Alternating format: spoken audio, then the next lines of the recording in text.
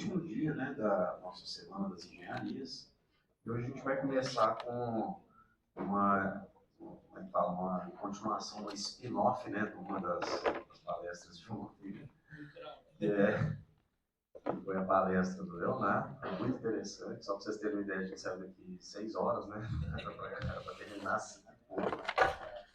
E a gente chamou o Ávila para falar um pouco do empreendedorismo dele, né, da UAP, empreendedor dele. E Ávila, pode ficar à vontade, tá? Se você quiser interagir com a plateia, se você quiser levantar questionamentos para a plateia, fica à vontade.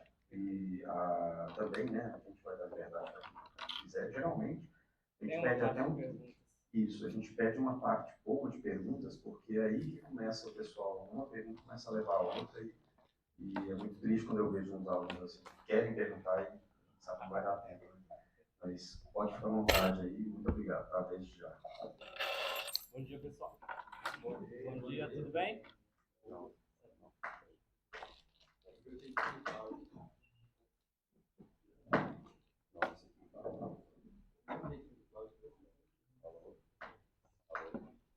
Dá para isso aí também. Alô. Mas eu não gravo. Bom dia, pessoal, tudo bem? Bom, primeiramente, agradecer a presença de vocês nessa sexta-feira, final de semestre, cedo.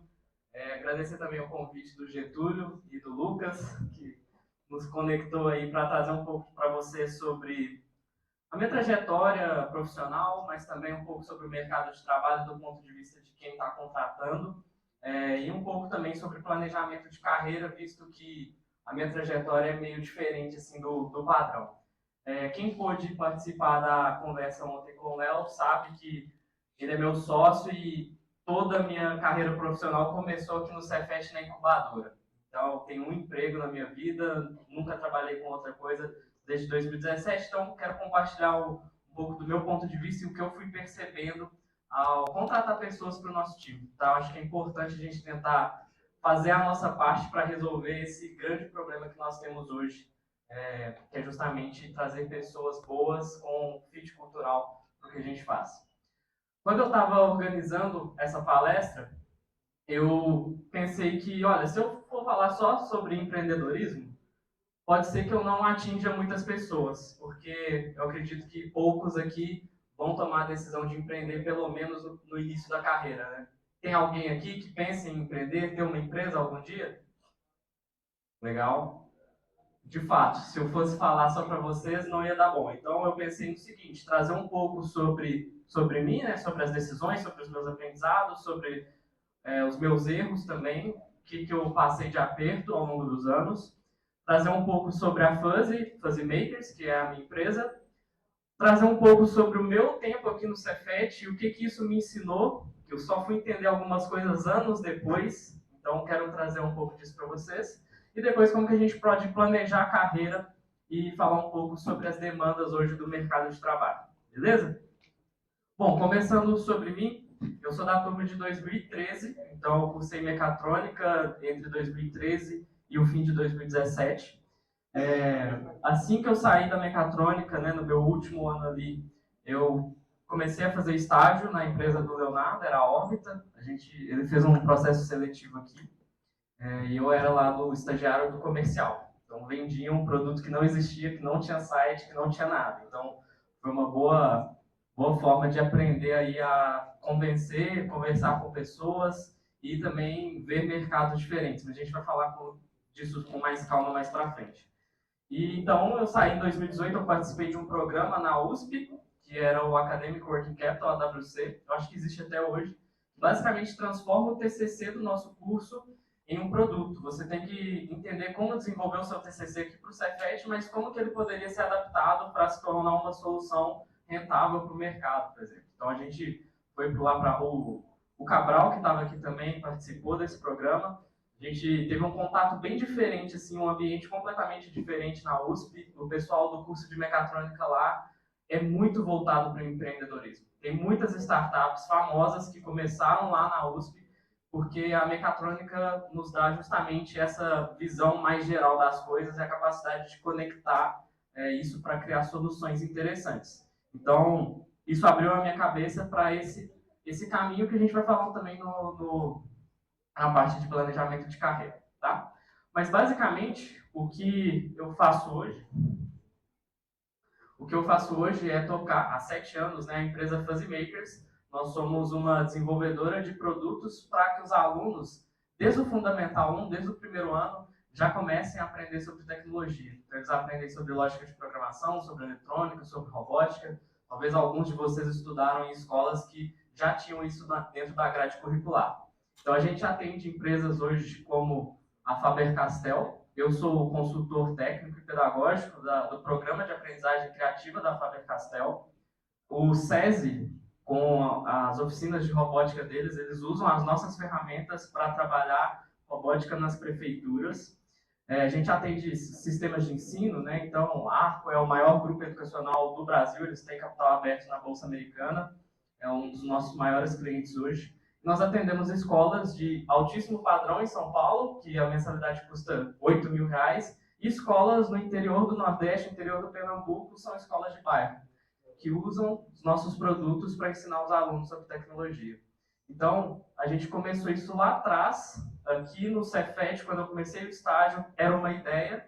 Em 2018, eu saí daqui para tocar esse projeto em BH, e hoje a gente tem 7 pessoas no time, com um faturamento projetado para esse ano de 5 a 7 milhões de reais.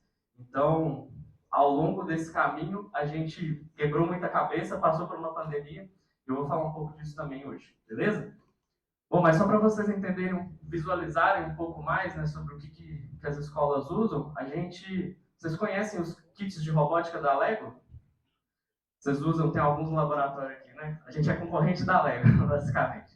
A gente tem um kit que é o kit Fuzzy Start, que os alunos conectam as pecinhas para formar circuitos, aqui não precisa de programação, são sensores e atuadores que, de acordo com a sequência que eles colocam, né, eles montam, eles constroem projetos.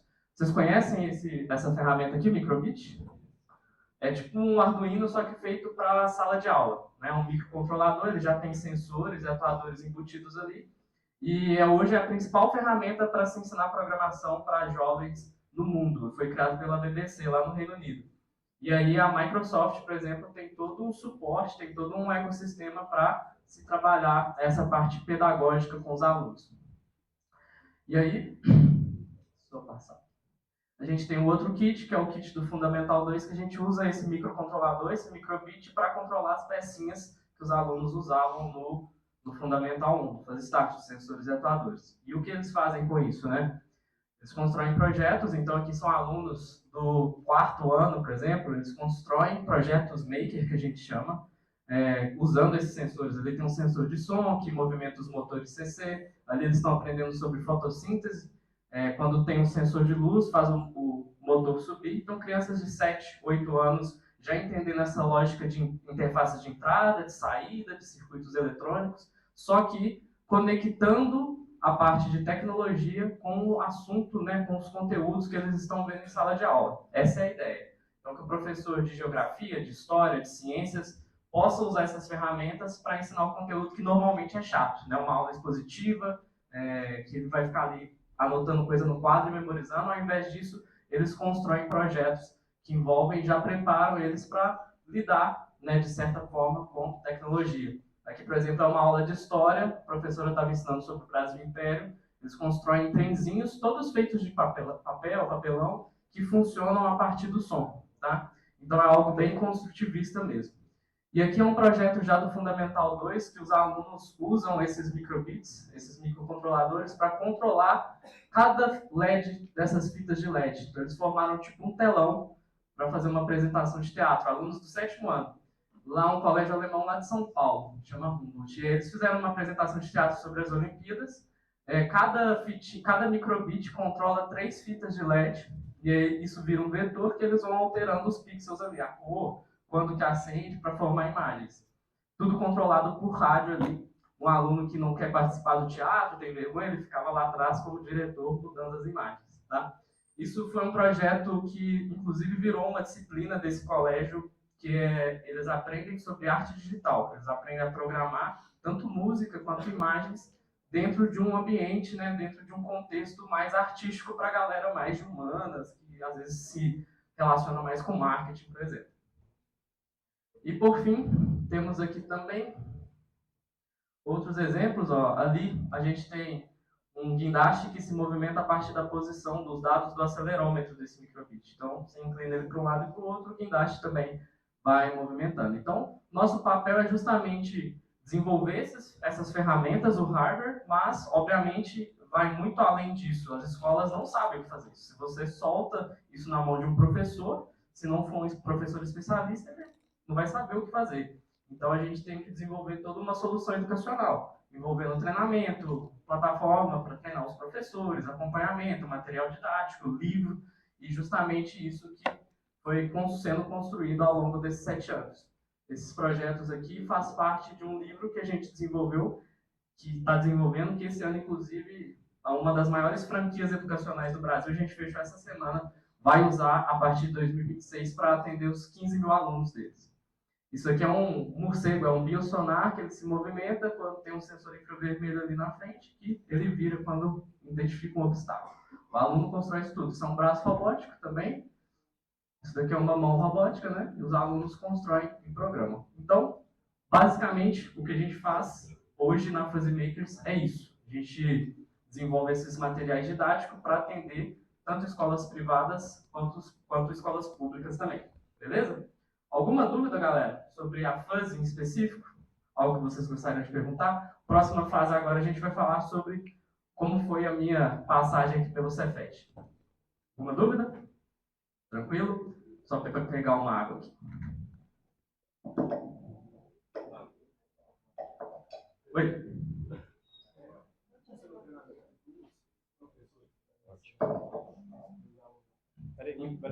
A pergunta dele foi como funciona o treinamento para levar isso para os alunos, treinamento dos professores. Então, a gente tem dois modelos, né, dois formatos. Um primeiro formato que a gente começou lá atrás, que eram treinamentos presenciais mesmo, oficinas. A gente treinava os professores, apresentava para eles as ferramentas e acompanhava-os ao longo do ano. Só que isso não é escalável, né? Não tem como a gente ficar fazendo isso para toda escola, em todo lugar do Brasil. Então a gente desenvolveu uma plataforma digital, onde quem compra, né, a escola que adquire os nossos kits, tem lá todos os vídeos de treinamento, exemplos de projetos, materiais de planos de aula, quais habilidades. Existe uma coisa que chama BNCC, que são as habilidades que cada aluno tem que desenvolver em cada ano. Então, a gente já pega um projeto, por exemplo, de fotossíntese, de revolução industrial, e mapeia de acordo com essas habilidades. E o professor já meio que recebe tudo pronto. E, obviamente, tem que ter um time de suporte. Às vezes, o professor está lá fazendo um projeto, deu algum problema, e chama a gente. Então, tem esses atendentes também, tá? E a gente fez muito tempo assim, de forma digital, só que a gente consegue atender escolas de um certo perfil de maturidade. Escolas que já conseguem trabalhar de forma mais livre. As escolas tradicionais, no meio da curva ali, que se a gente for pensar a maioria das escolas, elas ainda precisam de livro didático. Então, foi o nosso trabalho aí nos últimos 2 anos desenvolver esse livro didático. Então, a gente está começando a imprimi-los agora. Tem uma gráfica de São Paulo que nos procurou para desenvolver isso, e aí a ideia é que a gente possa... São 36 volumes, por exemplo, são 36 livros com projetos do primeiro ao 9º ano. A escola recebe isso, já tem tudo lá, por exemplo. Beleza? Mas é o maior desafio hoje. Oi? Escola pública também, só que o processo de contratação é um pouco diferente, porque é por licitação. Então é muito mais burocrático e o processo comercial também é muito diferente. Não é você chega e, olha aqui, a gente tem uma coisa legal para trabalhar robótica. Não. É muito relacionamento, é muita política, então você tem que saber acessar os canais certos.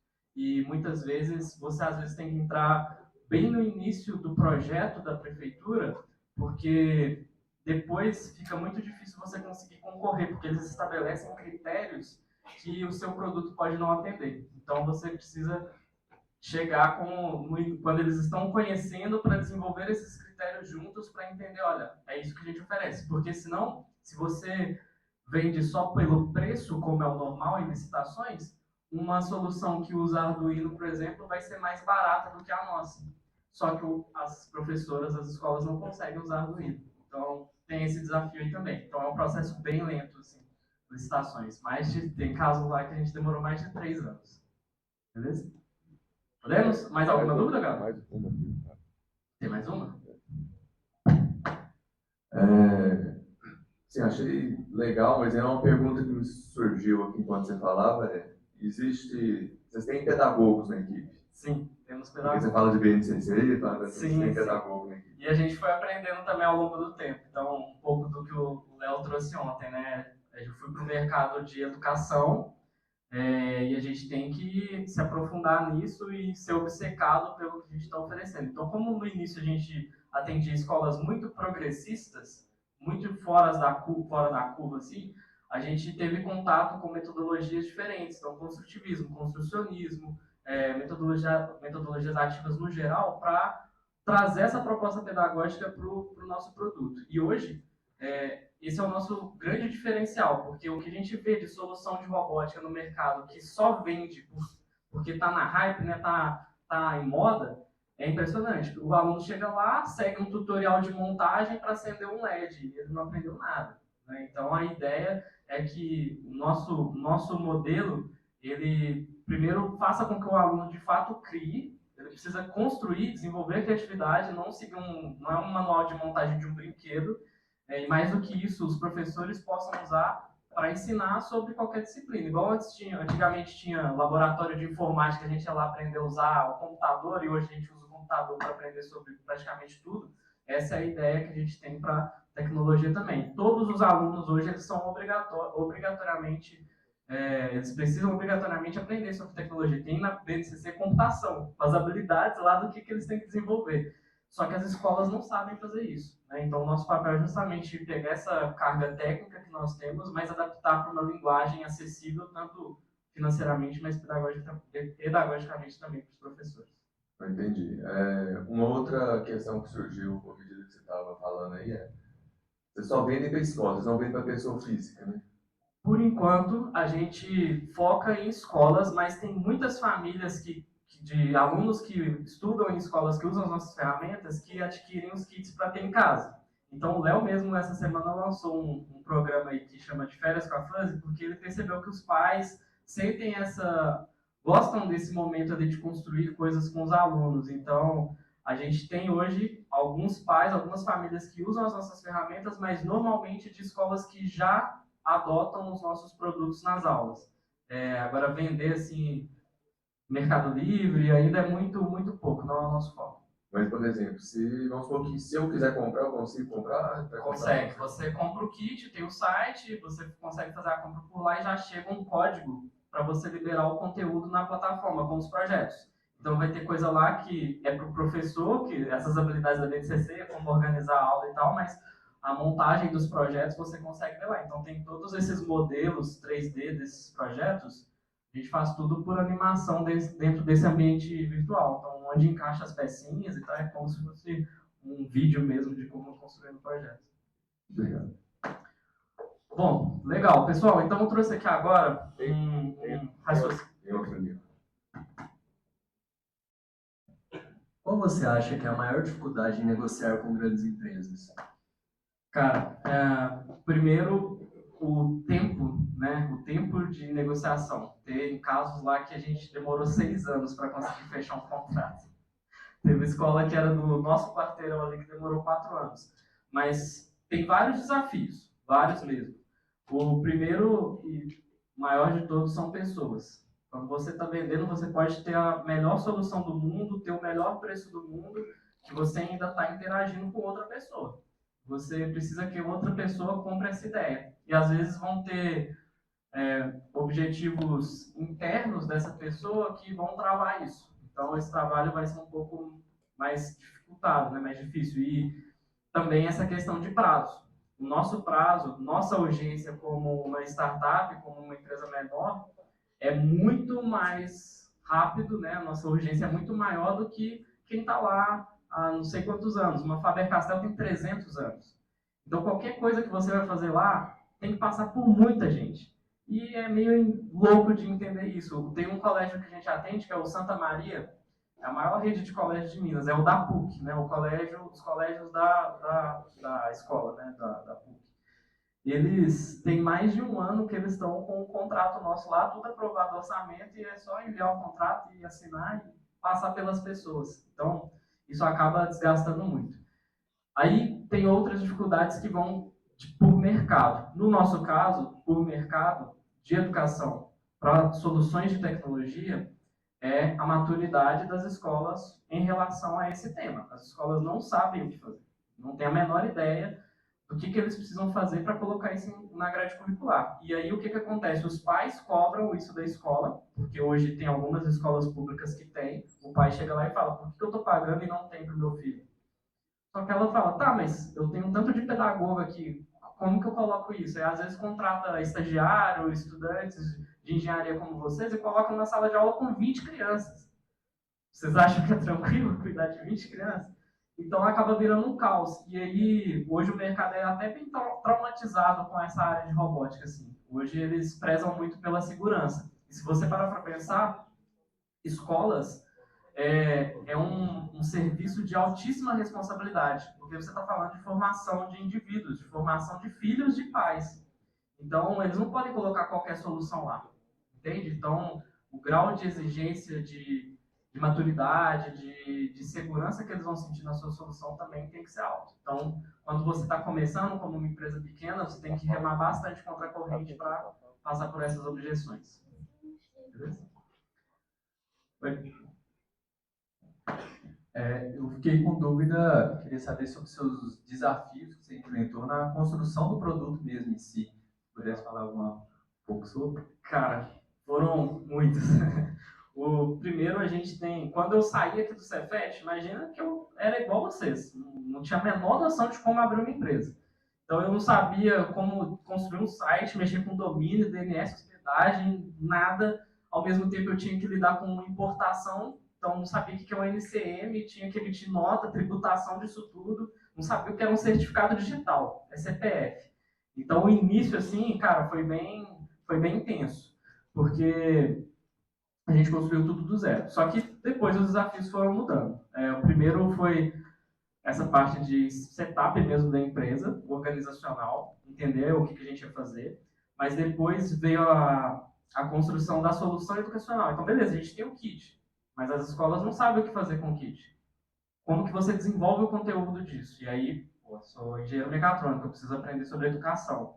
Então, eu preciso entender o que os alunos têm que aprender em cada ano, quais são as metodologias e tal, o que o professor recebe como solução desse tipo de caso. Tá. Depois a gente desenvolveu isso, aí veio a pandemia.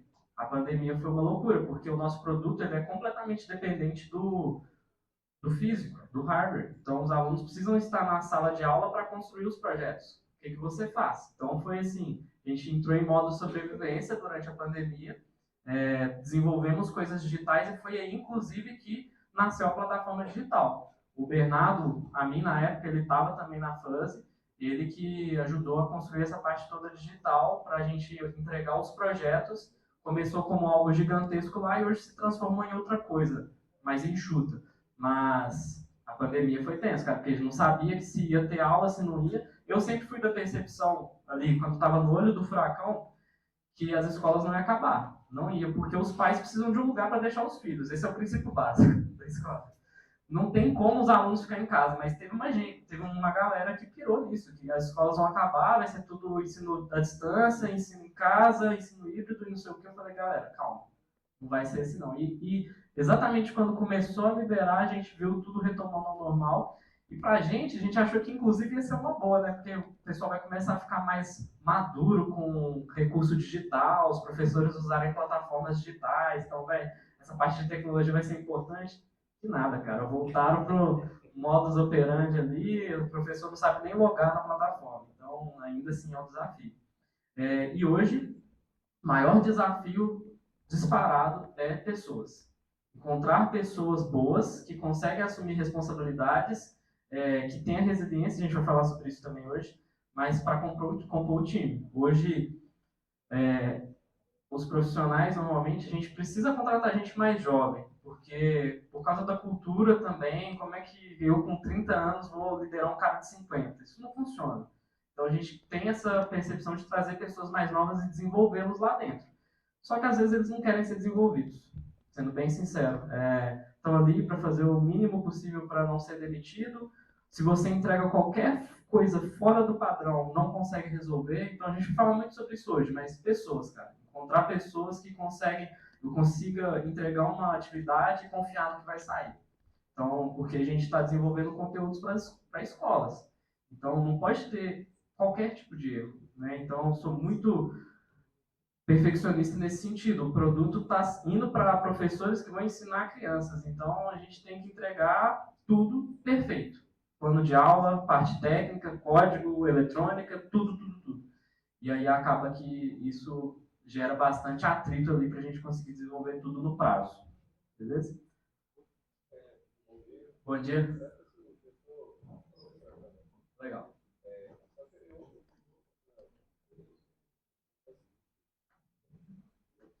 Quando você fala sobre o seu público-alvo, né? São escolas.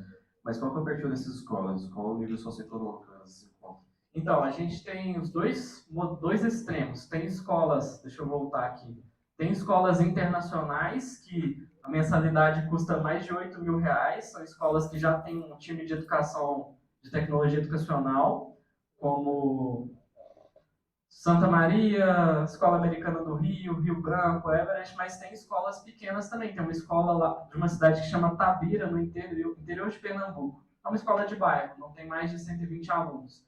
Tem outras escolas em São Paulo menores também, escolas em BH. Essa média aí de 80, 120, 150 alunos. Então, são soluções diferentes. Então, a gente tem um produto que atende essas escolas com mais restrição financeira, porque aí eles vão trabalhar com reaproveitamento dos kits, eles não vão usar livros didáticos, eles vão fazer o treinamento online. Então, a gente consegue ter casos de custo tipo R$3 por aluno. E, ao mesmo tempo, tem outras escolas que têm orçamento, que o custo por aluno, se você for calcular, vai ser R$55, R$60.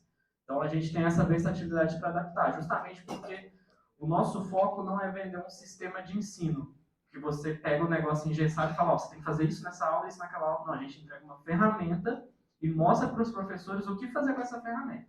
Então, a gente tem essa margem aí para conseguir atender esses públicos diferentes. Beleza? Oi.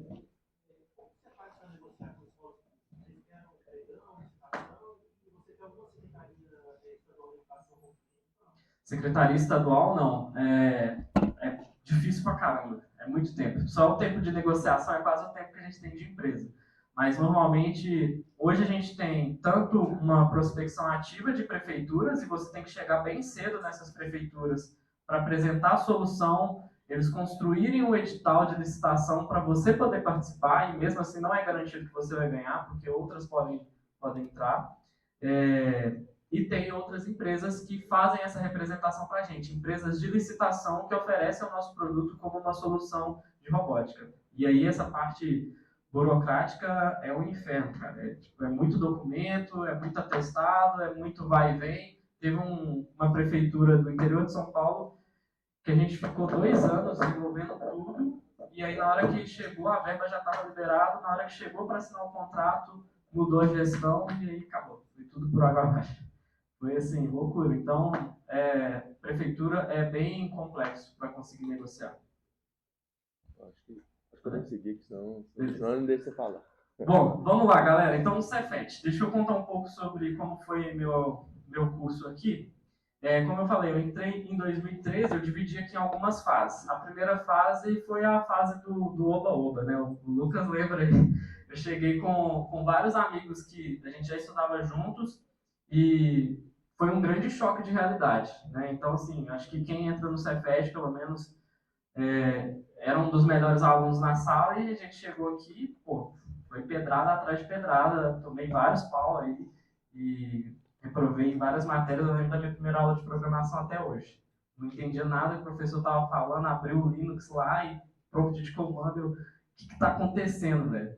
Então, assim, a primeira fase foi completamente um choque do que eu esperava e levou um tempo para começar a se adaptar. Na segunda fase, aconteceram algumas coisas ali na minha vida pessoal, assim, eu perdi um familiar muito próximo que meio que fez virar um pouco a minha chave de, pô, eu preciso também começar a correr atrás.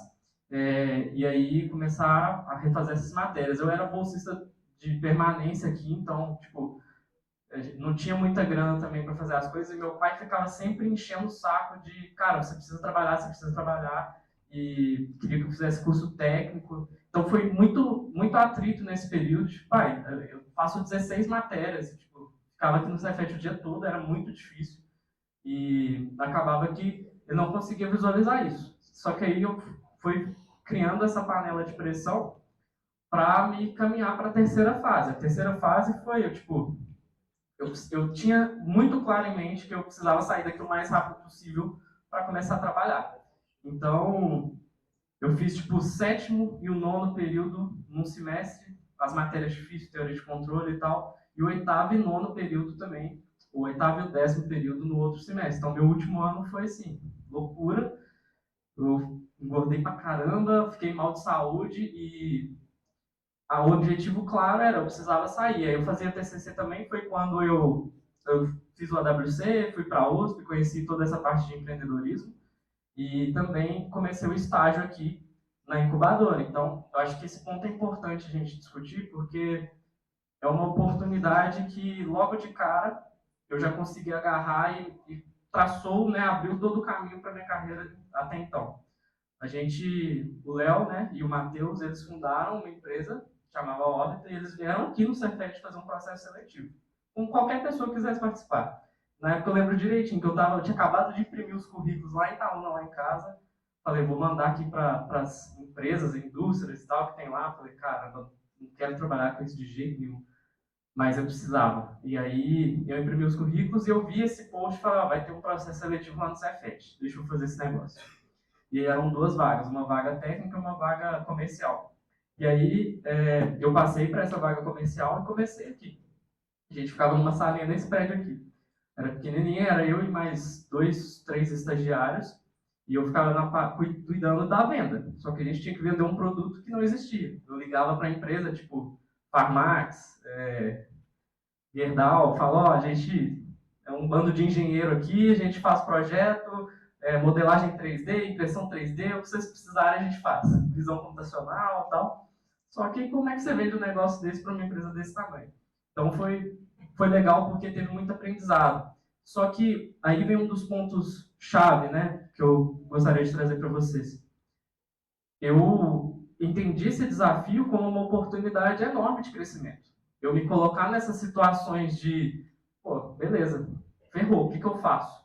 Me abriu portas para desenvolver habilidades que até então não sabia que eu precisaria na engenharia. Então, quando eu comecei, um dos primeiros projetos que o Léo passou para mim foi, cara, você precisa criar um processo, um protocolo de inovação para uma empresa lá de Formiga que chama Prumo, uma empresa de ferrovia.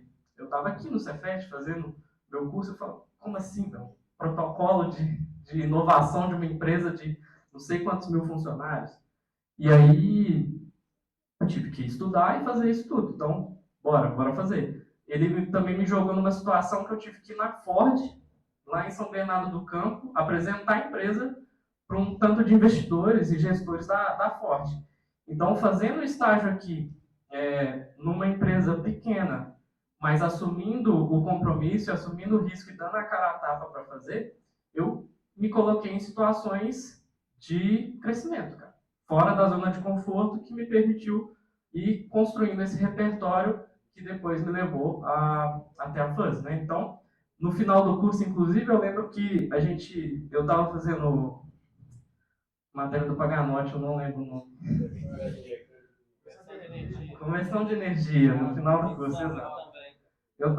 A gente tinha um workshop na Ford lá em Camaçari, que o Léo vendeu um curso de treinamento para a galera lá.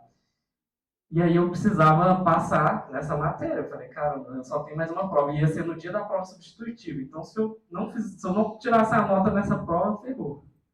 Falei, Paganotti do céu, me ajuda. Eu precisava de um pouco bom de pontos ali, não lembro exatamente, mas eu sei que eu passei com 61. Eu vi a nota assim, estava no avião a gente indo, porque se não tivesse passado eu não teria formado, inclusive. Então, assim, foi legal porque a gente passou por todo esse aperto, mas a grande questão aqui é, cara, vai para a empresa, assume essas responsabilidades e corra atrás como para fazer o melhor trabalho possível, como se a empresa fosse literalmente sua. E depois ela acabou se tornando minha também. Então, esse 1 ano que eu fiquei como estagiário, chegou no final desse período, o Léo chegou para mim e falou, cara, tem 3 projetos aqui dentro. O que você quer fazer? Basicamente foi isso. Ele me deu a escolha. Eu tinha feito esse programa da WC, eu queria empreender e falei, cara, a gente sentou, conversou, eu gosto da Fuzzy. Vamos tocar. E aí foi justamente o que eu faço até hoje. Eu saí daqui, a gente começou a desenvolver o projeto da Fuzzy, enfim, abrir CNPJ, tudo, site. E eu estava em Itaúna.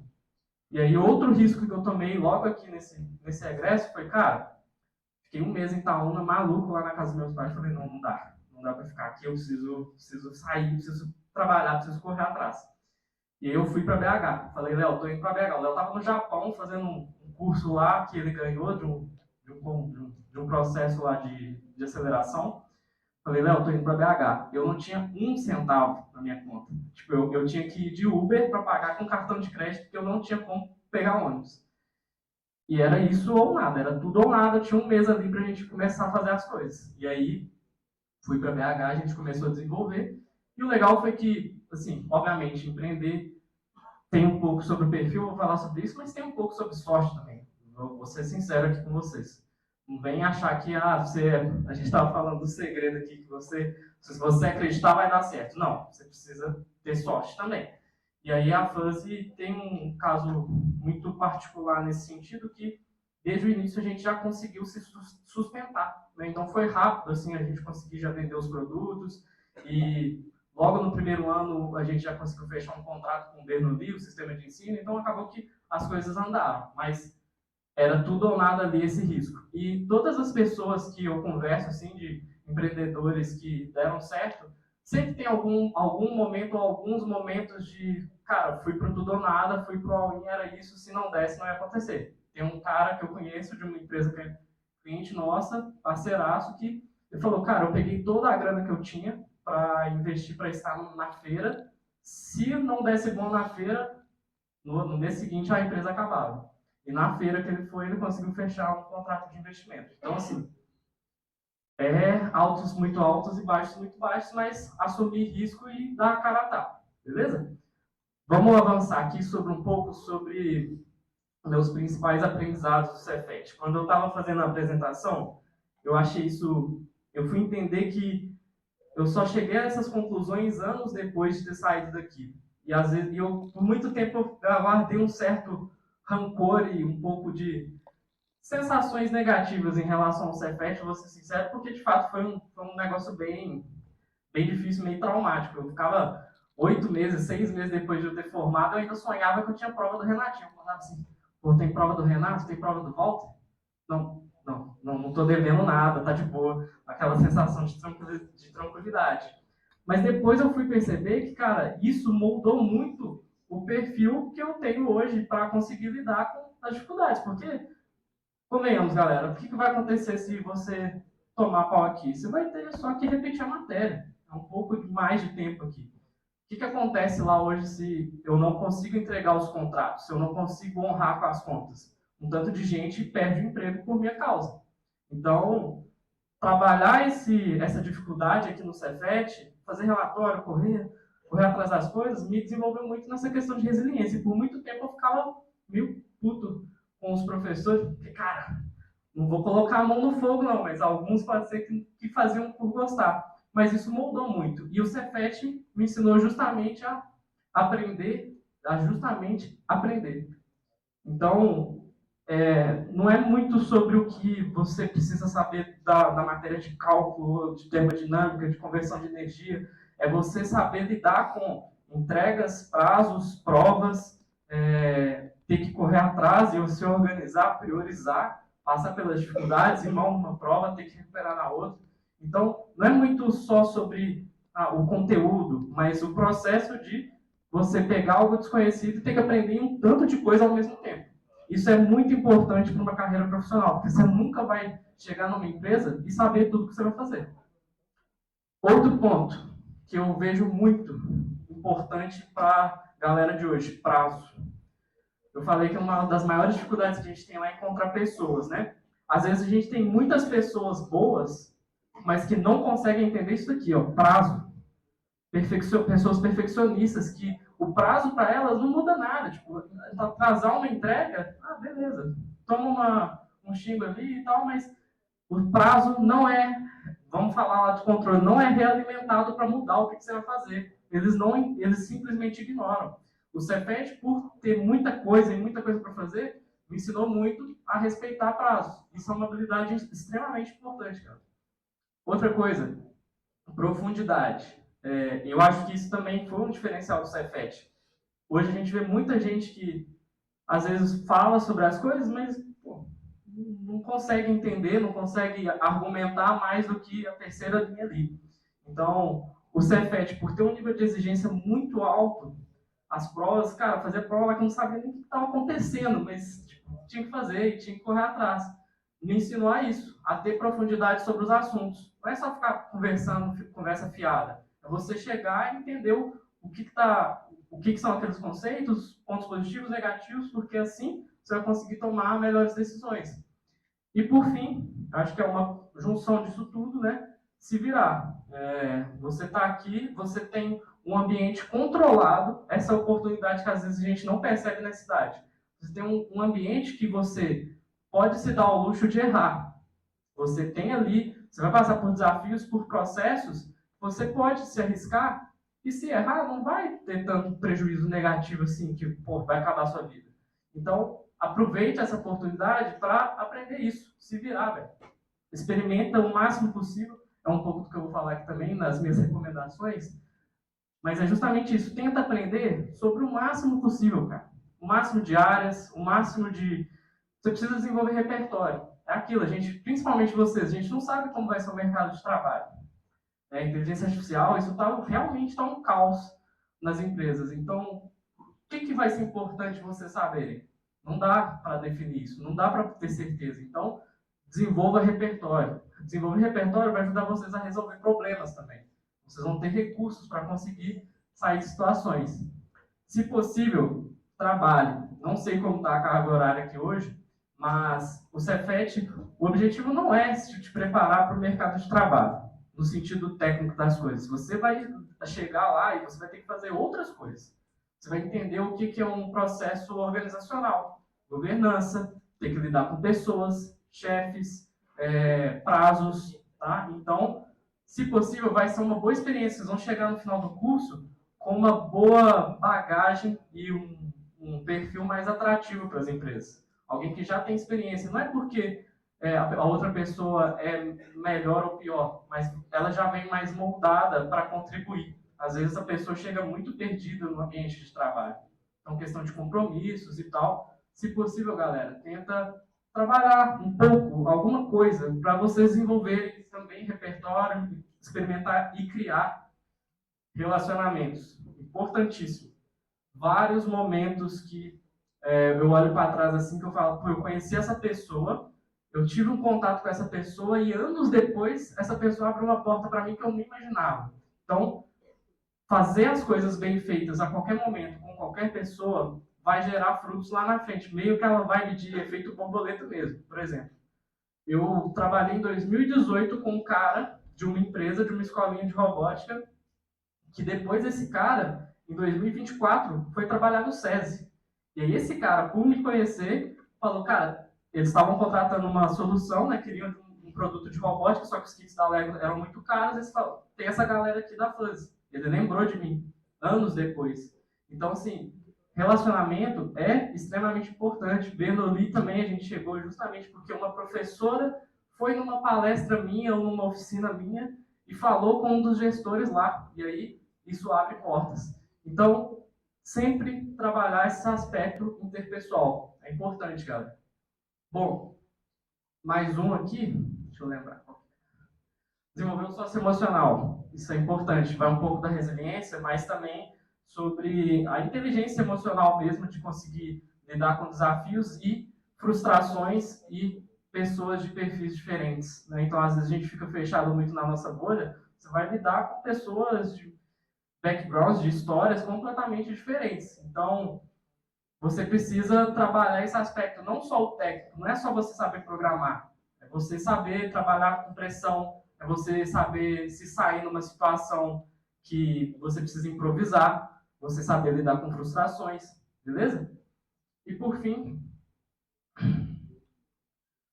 aprender de verdade. Então, tipo, hoje o que eu vejo muito a galera é vou fazer um curso de tal coisa aqui. E vai um pouco da profundidade, né? Vou fazer um curso de tal coisa aqui, coloca lá no currículo. A galera não sabe merda nenhuma daquilo ali. Então eu vejo muita gente da área comercial, que é onde eu mais contrato, ou da área de conteúdo, né? Pô, não sabe o que é um processo comercial. Vai lá e faz um curso do Bradesco, não, nada contra o curso do Bradesco, mas enfim, qualquer outro aí de 2 horas e vai achar que é especialista no assunto. Não. Primeiro você precisa de prática. Mas chega, estuda de fato, se concentra, tenta aprender aquilo ali e testar e colocar em prática na hora que você está ali experimentando. Fez sentido? Deu para entender? E óbvio, não se esqueça de criar memórias. Depois que a gente sai daqui, a gente olha para trás e lembra várias coisas legais, não legais também, mas não passe esse período da universidade só preocupado só com as provas também. Lembre-se de experimentar as coisas, fazer amigos, desenvolver relacionamentos, olhar para o seu socioemocional e, obviamente, de fato aprender. Beleza? Perguntas?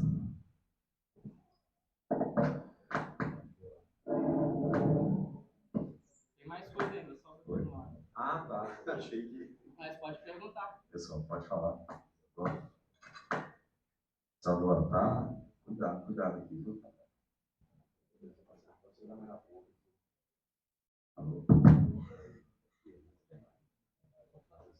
Que esse microfone aqui tá um pouco duvidoso. Oi, Rápido, tudo bem? Meu nome é Isadora e ontem a gente viu a palestra do Léo, né? Foi a última do dia.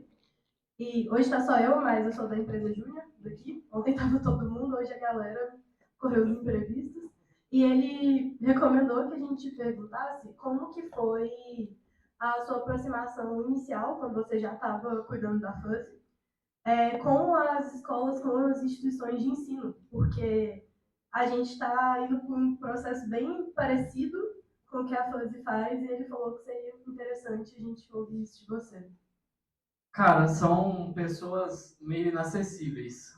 O processo de escola é uma realidade um pouco diferente. A criança está correndo lá, caiu, a professora, a diretora, a coordenadora tem que ir lá resolver. O professor faltou, tem que resolver. Então, os métodos tradicionais de você ligar, prospectar essas pessoas não são tão eficientes. Então, o mercado de educação trabalha esse aspecto comercial muito em eventos, né? Eventos, aqui eu não sei se vai ter tanto assim, mas outra possibilidade parcerias de oficinas, palestras, oficinas gratuitas, para você estar lá dentro, oferecer alguma coisa e criar um relacionamento. Nesse primeiro momento, você não vai vender, mas você vai ter o contato daquela pessoa, obviamente chegue lá e faça um ótimo trabalho, porque senão vai queimar o filme, mas talvez essa abordagem de oferecer algo, gerar valor de alguma forma para essas crianças, para esses alunos, vai ser melhor do que você falar, olha, eu tenho aqui uma solução que eu preciso você comprar, porque, sendo bem sincero, qual a credibilidade vocês vão ter com essas escolas? É algo que a gente enfrenta hoje com 7 anos de empresa. Então, ter esse renome, quando eles principalmente compram as coisas prontas de sistemas de ensino, Bernoulli, tem vários sistemas, tem várias soluções hoje nessa área de tecnologia, que eles já meio que incluem no pacote. Então, como é aquilo? A escola não sabe muito o que tem que fazer, só está colocando meio que por obrigação para se manter competitivo e não perder aluno. É um pouco complexo você chegar, olha aqui, a minha solução é legal, você deveria conhecer. Então, vias alternativas. E é indo atrás mesmo. Eu lembro que no início eu pegava um busão lá em BH, ia atrás das escolas, eu chegava nas escolas com kit, mostra aqui, mostrava para a recepcionista, a recepcionista não entendia nada, e falava, não, vou tirar umas fotos aqui, deixa o cartão e depois ou a pessoa entra em contato. Nunca entrava em contato, obviamente, mas tipo, vai criando essa necessidade de você apresentar, esse treino de você apresentar, e eventos. Teve um evento que a gente... Olha, é o negócio do efeito borboleta. Em 2018 ou 2017, a gente foi na Maker Faire com um stand pequeno e um dos fundadores da Control Play nos conheceu. E ano passado, esse ano, na verdade, esse ano eles foram comprados pela CNA e esse ano a gente meio que fechou um contrato com eles. Ainda tem que assinar e tal, então não falo muito, mas por causa desse cara que nos conheceu em 2018 na feira, a gente, óbvio, trabalhou com ele ao longo dos anos, depois abriu as portas lá na frente. Então é um trabalho muito de formiguinha, demora muito tempo, e é isso. Tem que ter a constância ali de ficar prospectando até a oportunidade abrir. Quando abrir uma primeira oportunidade, você vai ter material para trazer como exemplo para outras escolas de forma que como funcionou. Por nada. Bom, Mais alguma pergunta? Mais alguma pergunta, pessoal? Deixa eu seguir para. Eu queria fazer uma, né? Quando o pessoal se decide. Acho que pré-pandemia tinha, todo professor estava ouvindo falar, eu não sei se você lembra, Rabi, da reforma do ensino médio, tal, que ia ter todas assim, as instituições, elas começaram a ter muito medo, as escolas particulares principalmente, de ter que absorver profissionais que eles não tinham contato, não tinham costume, que era da área técnica, de ter que montar salas da área técnica, laboratórios. Eu lembro até que eu tentei, na época eu tinha um programa particular, tive que desistir de uma coisa que eu estava tentando fazer, de tentar trazer o pessoal para cá e tal, e ver o que tinha de extensão que a gente podia fazer. E a gente ouvia muito falar das escolas que traziam cursos para, assim, aquele curso que às vezes é depois do horário da aula, o aluno ficava um pouquinho extracurricular. Né, extracurricular. Eu queria saber se isso teve algum impacto positivo ou negativo, se isso teve alguma coisa, se vocês contam assim, se eu na época fosse você, eu iria meio que contar com isso, eu ia falar assim, cara, eles vão precisar e vai ter sempre um boom de clientes aí mais para frente por causa disso. Exato. Tem um primeiro ponto dessa pergunta que é o ensino médio especificamente. De fato, o ensino médio ainda é um pouco perdido em relação a isso, desses itinerários. O que os alunos vão fazer? E muitas escolas ainda, o que a gente chama de escolas de performance, estão preparando para o Enem, para o vestibular. O que a gente viu, na verdade, foi as escolas antes de Fundamental 1 e 2 adotando o período integral por uma necessidade da criança ter que ficar lá mesmo o dia todo e eles precisam ter coisas para fazer. Então, nas aulas extracurriculares, no período da tarde, no contraturno que a gente chama, eles de fato fazem robótica, tem coisas de empreendedorismo, educação financeira, esportes, óbvio que sempre foi tradicional, mas ampliou muito essa oferta de serviços para as escolas. Hoje eles fazem tudo, dança, robótica, cara, as crianças ficam lá o dia todo, se desenvolvem muito bem mesmo. O ensino médio, tanto é que a gente nem foca ainda muito, porque justamente é uma abordagem mais restrita, porque tem escolas que já adotam esse modelo de itinerários, tem outras que nem tanto, é meio que só para mostrar, e a maioria está só preparando para o vestibular, né? Focando em preparar para o vestibular. Mas dos alunos mais novinhos, de fato, isso é extremamente importante. Agora, as escolas públicas, muitas aderindo também a esse período integral. Começou, né, nas particulares, por essa necessidade, mas as escolas públicas também estão recebendo verba para isso. Então, abre portas enormes para esse tipo de solução. Não só robótica, mas socioemocional, educação financeira também. Idiomas já é meio que tradicional, né? As escolas, a maioria já são bilíngues também. O pessoal ficar um tempo a mais, né, para fazer, então acaba... O aluno fica lá o dia todo e tem que dar coisa para eles fazerem, senão... A gente não pode ficar convivendo o dia inteiro, né? Exato. Pessoal, mais perguntas?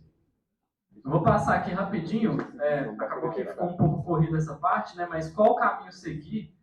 Eu coloquei aqui 3 opções, imagino que tenha outras, mas vocês irem para o mercado de trabalho, continuar uma carreira acadêmica ou empreender, né? Então tem pontos positivos e negativos de cada um deles. Vamos falar aqui rapidamente para o mercado de trabalho, que eu acho que é o mais relevante aí para todos. O que eu procuraria numa situação dessa? Eu quero ir para o mercado de trabalho. Primeira coisa, oportunidade de crescimento.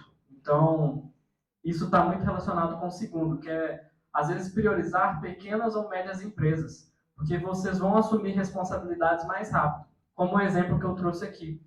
Às vezes, você chega numa empresa muito grande, é legal, você vai ter estabilidade, mas, cara, seu crescimento ali vai demorar um pouco. Se você está procurando, não, eu quero mesmo me virar, eu tenho esse perfil, não me importo, oportunidade de crescimento em pequenas e médias empresas. Vocês, como engenheiros, as empresas são loucas hoje para encontrar engenheiro, galera. Porque o engenheiro, ele tem raciocínio lógico.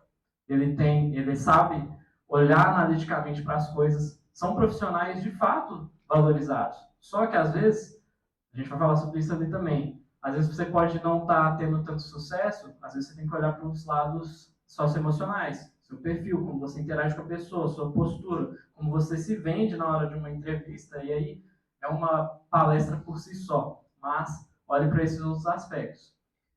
Assumir responsabilidade, então tá tudo junto, tomar cuidado com a hiperespecialização, um pouco disso, como eu falei, o mercado está evoluindo muito rápido. Se você, cara, vira um especialista muito nichado, pode ser que no mercado de trabalho você não vai ter tanta oportunidade. Se você saiu de uma empresa e você é muito especialista naquilo, cara, vai ser difícil. Porque outras pessoas também, a concorrência o número de vagas vai ser muito menor. Isso, obviamente, pode fazer sentido numa carreira acadêmica. Talvez vai fazer mais sentido numa carreira acadêmica, mas no mercado de trabalho você tem que ter uma certa versatilidade, caso, obviamente, dê alguma merda. Bom, olhar para fora, acho isso muito importante. Receber em dólar mesmo, cara. É uma oportunidade de vocês, tendo esse conhecimento de tecnologia, sendo engenheiros, obviamente tem que saber pelo menos inglês.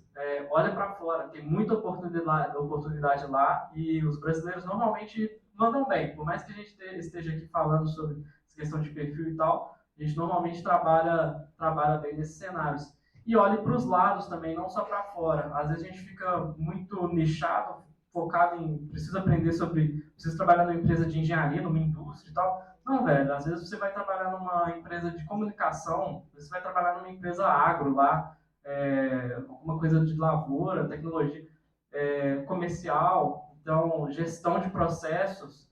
Vocês desenvolvendo essas habilidades de raciocínio lógico, sabendo aprender, tendo essa versatilidade, vocês vão encontrar boas oportunidades, porque é o perfil, não é o currículo, não é o currículo, é o perfil das pessoas. Então, olhe para os lados. Às vezes, uma empresa de consultoria. Muita gente, o Léo, por exemplo, trabalhou um tempo em consultoria, vai te dar essa oportunidade de crescimento, você vai aprender pra caramba, porque cada projeto vai ser algo diferente, você vai ter que estudar sobre cada solução. Então, pode ser um bom caminho também. Principalmente mecatrônica, que tem essa visão mais geral das coisas, você pode olhar bem para os lados. Bom, e por fim, pague o preço, é importante. A galera chega hoje nas empresas e já quer sentar na janela. Calma lá, galera, você tem que mostrar o seu valor. Profissional bom, eu falo isso mais pra frente, profissional bom não fica desempregado. Pode ter certeza. Hoje, o que a gente mais tem aqui no Brasil é a escassez de mão de obra qualificada. Não é só na FAS, não é só na nossa área, em qualquer área. Se tem alguma coisa dando errado, olhe para as outras características do seu perfil. Mas chega na empresa e olha os exemplos que eu dei. Tipo, corre atrás, velho. Não fica de qualquer objetivo, qualquer coisa que sai do seu tradicional, você já abre uma desculpa para não fazer. A gente vê muito isso. Eu brinquei aqui, não tem um fone, não tem um mouse, não sei o quê. Galera, corre atrás. Essas oportunidades vão ser retribuídas. Eu não estou falando que é 100% das empresas, tem empresa com cultura negativa e cultura ruim mesmo, mas na grande maioria dos casos, devido a esse problema de escassez de mão de obra, pode ter certeza que isso é retribuído lá na frente. Bom, rapidamente falando sobre carreira acadêmica, eu não vou nem entrar muito nisso, que é completamente fora do meu conhecimento, mas é um jogo diferente, né? Então, o processo talvez seja um pouco mais lento. Você vai ter que estudar muito mais tempo, você vai ter que ir para congresso, vai ter que fazer um tanto de coisa, que a curva, sei lá, qual vai ser o seu critério para sucesso, vai ser seu crescimento patrimonial, enfim, qualquer coisa. A curva é um pouco diferente do mercado de trabalho. Você pode estar ali alto, depois baixo e tal. Carreira acadêmica é mais constante, um trabalho ali mais de paciência. Beleza?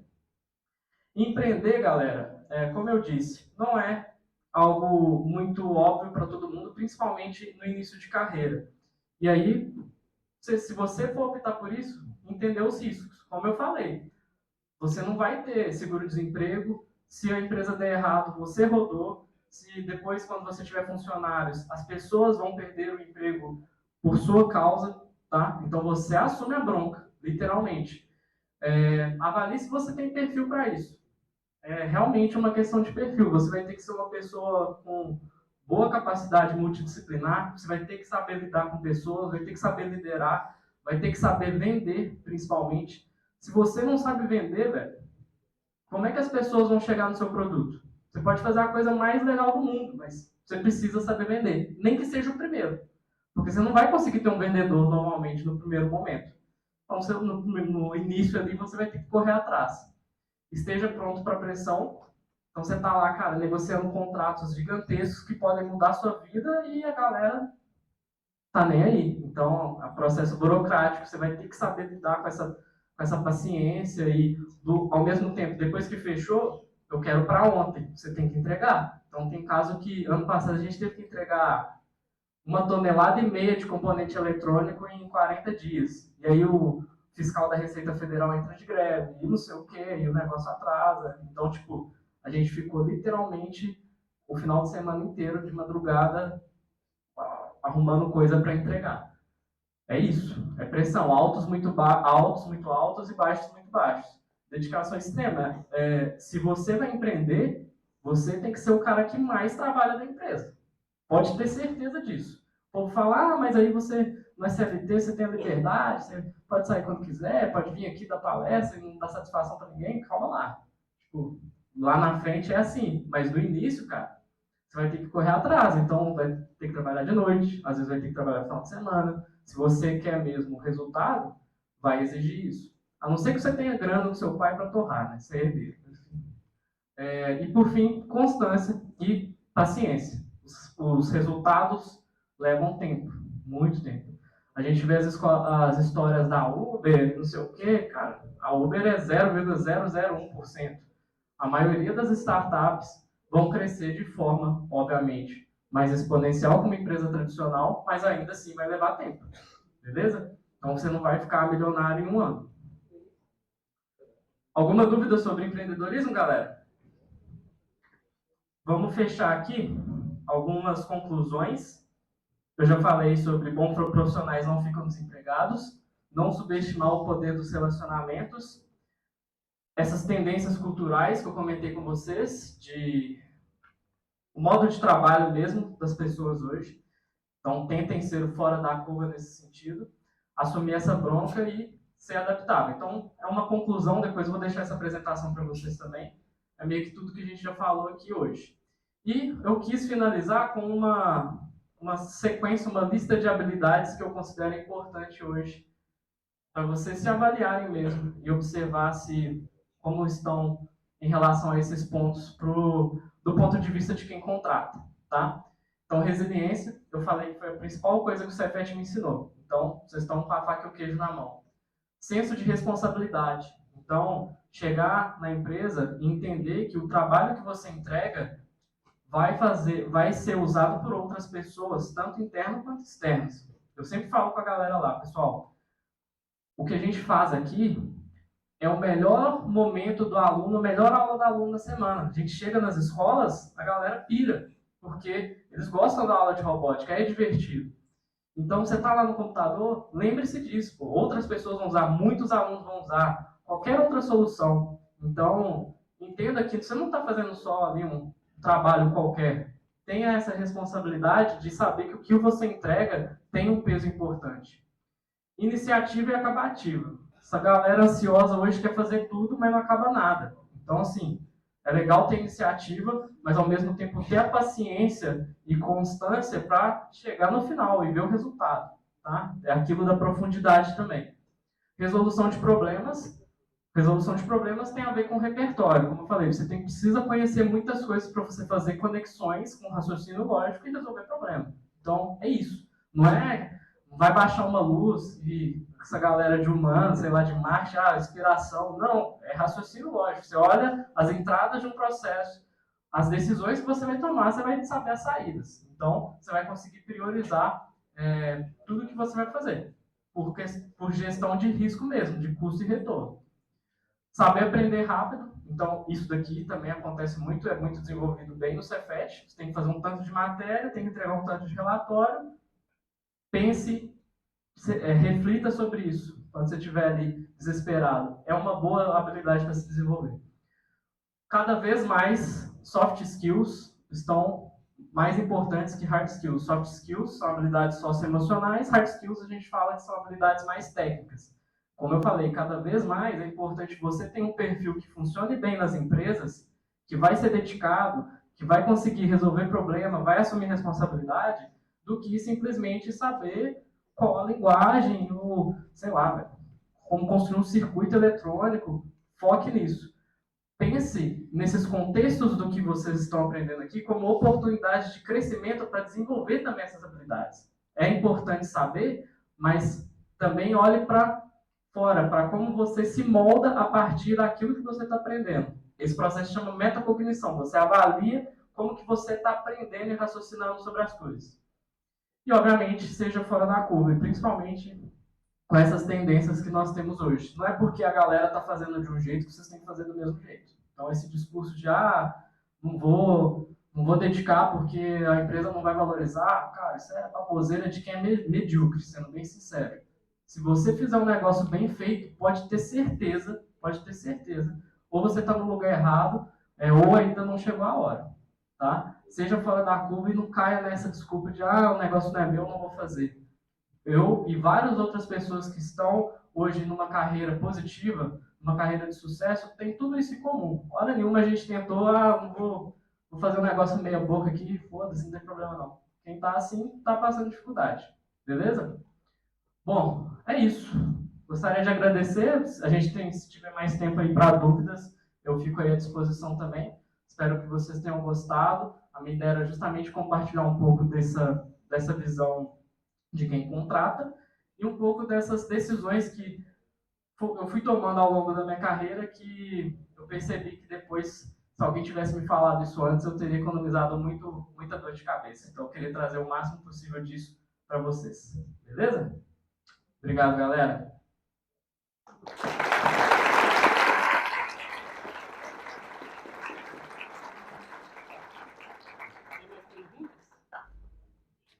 Pessoal.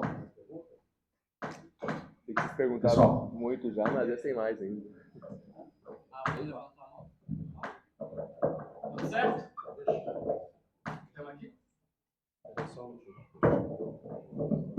Pode falar.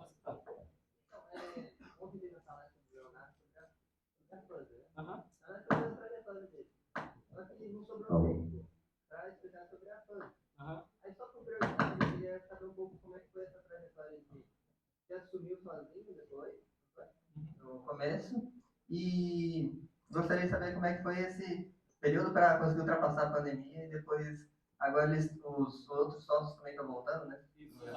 Ele falou que vocês quase quebraram na pandemia. Foi exato, cara. Foi modo de sobrevivência, igual eu falei. De fato, no início, assim que eu saí aqui do Cefet, ele me apresentou as oportunidades de projetos e eu toquei a fase. Então, no início era eu sozinho mesmo, fazendo tudo, e a gente foi contratar primeiro o estagiário em novembro do ano de 2018. Então, tinha 11 meses ali que eu já estava tocando o projeto. E aí, na pandemia, foi isso. As escolas fecharam, não tinha como acessar mais o nosso produto. E o primeiro corte de gastos é o curso extra, né? O curso opcional. Então, isso prejudicou bastante a demanda para a gente. A gente entrou no modo sobrevivência, a gente conseguiu manter todo mundo, todas as pessoas do time, sem demitir ninguém, e focou no digital. Então, a gente fez várias mirabolices financeiras para conseguir se sustentar. A gente já tinha um pouco de receita, como eu falei, dos contratos anteriores, então a gente nunca recebeu investimento, toda a participação é da empresa, dos sócios, mas a gente já tinha uma certa caixa para conseguir passar por um período, mas ainda assim a gente teve que dar um jeito, e aí passou a pandemia, foi bom que a gente amadureceu muito, então não precisava fazer muito comercial ou atender escolas, a gente olhou para dentro, desenvolveu o produto, deixar ele mais robusto para levar isso para as escolas a partir de 2021, 2022 ali já começaram a voltar. Mas foi tenso, foi uma loucura. Eu falei mais no início aqui o que a gente faz, enfim, os nossos produtos e tal, mas esse processo sempre foi trabalhando o que precisa ser feito. Então, eu já fiz tudo da empresa, tudo. Eu faço hoje comercial, já fiz conteúdo, faço conteúdo ainda, faço atendimento, dei suporte. Então, cara, você tem que saber resolver problema o tempo todo. É isso. Mais alguma pergunta? Bom, pessoal, o problema é que a gente está sem tempo, né? Último. Sim, a gente desenvolveu e tem uma parte que é montada na China, que é a parte de eletrônica, porque aqui não tem como. De qualquer jeito, a gente dependia do dólar de qualquer forma.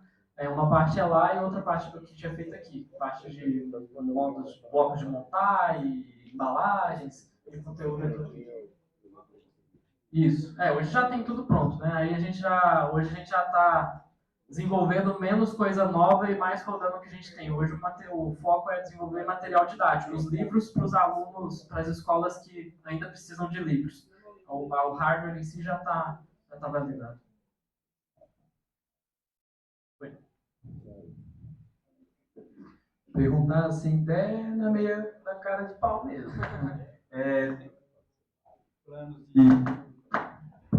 Tem planos de estágio na sua empresa? Com certeza, eu vim aqui para fazer isso. Eu esqueci. Que bom. Galera, se vocês acham que vocês têm esse perfil que eu trouxe aqui, manda um e-mail com o currículo aqui para lucas@fazemakers.com. A gente sempre está precisando de pessoas, provavelmente nesse segundo semestre a gente vai precisar de mais. Mas é isso, entendam o que eu trouxe como perfil para entender a nossa expectativa também. A ideia é a gente estar com um novo estagiário agora, e a ideia é que a gente tenha mais 2 aí para o segundo semestre, provavelmente, tá? Para essa área de conteúdo e atendimento também das escolas. Mas o importante é o perfil, como eu falei. Pode ser que o nosso funcionário mais antigo lá é de 2018, é o nosso primeiro estagiário. Ele começou como estagiário de conteúdo, ele fazia projetos. Hoje ele é desenvolvedor. Hoje ele que cuida da plataforma. Então ele está há 7 anos aí com a gente. Beleza? Algo mais? Então é isso, galera. Tem mais um aqui?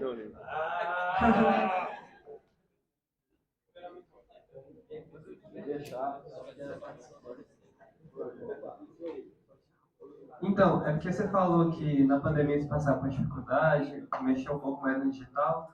Eu queria saber, vocês parecem que mexem mais com o hardware, mas vocês tinham interesse de fazer uma coisa parecida um pouco com o Scratch, que é mais assim, educativo, só que com programação? A gente já tem, inclusive. A gente tem a nossa plataforma, tem dois cenários lá. Um que a gente faz a programação é o MakeCode. É basicamente o Scratch, só que feito pela Microsoft para o Microbit, que é a ferramenta que a gente usa. É programação por blocos, Java ou Python. Mas normalmente é tudo por bloco mesmo, que as escolas usam. E tem o simulador, que é uma espécie de jogo. É tipo Tinkercad, conhece? Para simular circuitos e tal. A gente faz com os nossos bits também. Então a gente desenvolveu tanto a plataforma de conteúdo para os professores, a de programação a gente usa o MakeCode, a gente cria as nossas bibliotecas lá dentro. Então, ao invés do aluno ver lá gravação analógica, gravação digital, a gente já tem os blocos para os alunos mais novos com os nomes dos componentes para facilitar. E aí só os mais velhos que usam os blocos tradicionais ali do MakeCode. Então, a gente vai criando as nossas bibliotecas lá. E o simulador, que é esse jogo também, que é mais para o aluno entender o comportamento do circuito, não de fato programar. Beleza? Obrigado. Acabou. Chega. Galera, eu vou ficar aí, qualquer coisa depois podem me chamar, a gente vai batendo um papo ali, beleza? Olá. Obrigado. Agradeço o Desde espaço. já a gente agradece. Como é que a gente fala, pessoal? 1, 2, 3 e... Obrigado.